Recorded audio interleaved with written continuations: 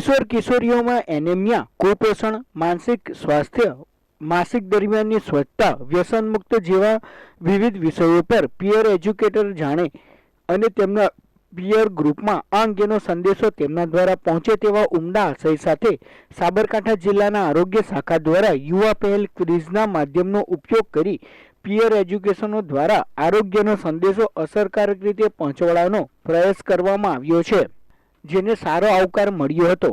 આ ક્વિઝ સમગ્ર સાબરકાંઠા જિલ્લામાં 3 ચરણમાં યોજાઈ હતી, જેમાં 4 થી 7 ડિસેમ્બર દરમિયાન પ્રથમ ચરણમાં 292 હેલ્થ એન્ડ વેલનેસ સેન્ટર કક્ષાએ યોજાઈ હતી, જેમાં પ્રથમ ક્રમે આવેલ પિયર એજ્યુકેટરને 8 તાલુકા કક્ષાએ 21મી ડિસેમ્બરના રોજ યોજાયેલ સ્પર્ધામાં રમવા માટે પસંદ કરવામાં આવ્યા હતા, જે પૈકી 8 તાલુકાની સ્પર્ધામાંથી 24 પિયર એજ્યુકેટરને પસંદ કરી જિલ્લા કક્ષાએ અલગ અલગ 4 રાઉન્ડની વિવિધ આરોગ્યની રમતો રમાડી તેમના જ્ઞાનની ચકાસણી કરવામાં આવી હતી। જિંદગીમાં આરોગ્યનું બહુ મહત્ત્વ છે। આરોગ્યની સાથે સાથે સામાન્ય પબ્લિકમાં અવેરનેસ આવે એ પણ બહુ જરૂરી છે। તેના માટે અમારો આરોગ્ય વિભાગ રાત દિવસ કામ કરી રહ્યો છે। પિયર એજ્યુકેટરનું ગ્રામ કક્ષાએ બહુ મોટું મહત્ત્વ છે।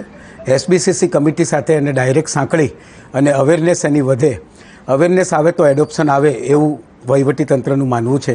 તેના ભાગરૂપે આજે રાષ્ટ્રીય તરુણ સ્વાસ્થ્ય કાર્યક્રમ અંતર્ગત પિયર એજ્યુકેટર્સના ભૂતકાળમાં જે તાજા ક્વિઝ ટાઈમના પ્રોગ્રામ કરવામાં આવેલા, એ ક્વિઝ ટાઈમમાં સામાન્ય આરોગ્યની જાણકારી પ્રશ્નના માધ્યમ દ્વારા મળી રહે તો ભારરૂપ ન બને અને લોકોને જલ્દી યાદ રહે અને એડોપ્શનમાં અમલમાં આવે તે એનો હેતુ હતો।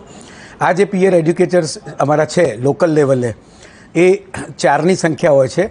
એસબીસીસી કમિટી સાથે એનું ખાસ કરીને જોડાણ થાય, એની અવેરનેસ વધે, તે માટે તાલુકા કક્ષાના ક્વિઝ કર્યા પછી આજે જિલ્લા લેવલના ક્વિઝ ટાઈમનું આયોજન કરવામાં આવેલું।